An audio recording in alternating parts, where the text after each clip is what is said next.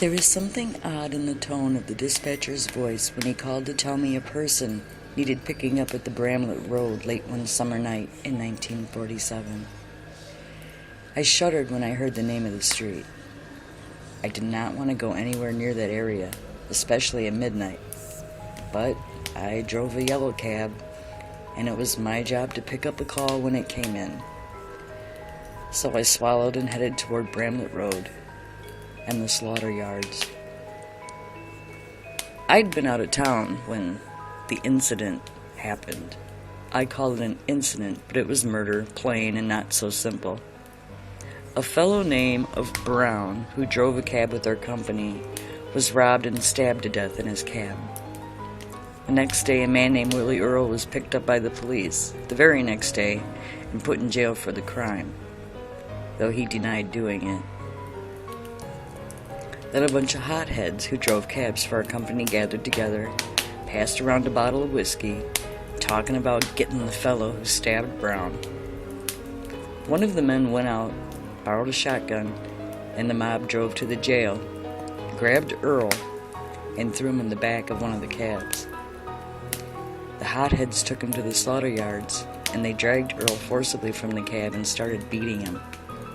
The man pulled a knife and waded into the mob with it, and Earl shouted, "Lord, you've killed me." And that's when the fellow with the shotgun pulled a bullet in his head, reloaded, and shot him twice more. When the mob was sure he was dead, they climbed back into their separate cabs and fanned out, each heading back to the city by a different route.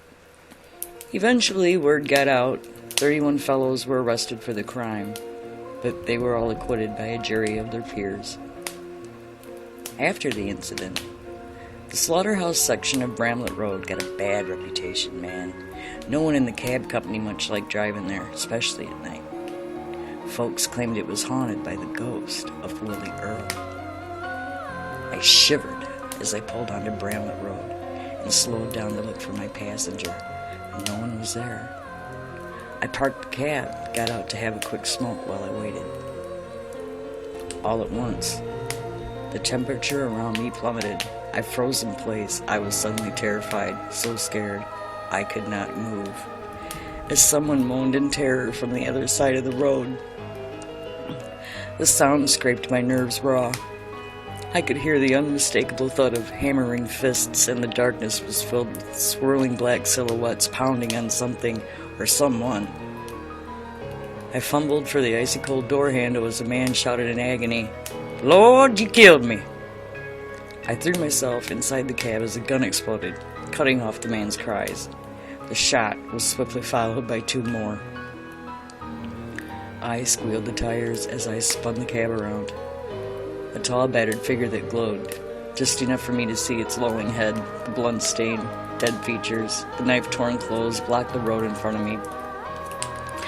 I gasped, floored the gas pedal, and swerved around it, heart hammering so hard it hurt my ribs. I was still trembling and slammed into the office a few minutes later and told the dispatcher I was quitting. Then I grabbed my things and headed home lickety-split. There was no way I was ever going to Bramlett Road again, ever. And I never did.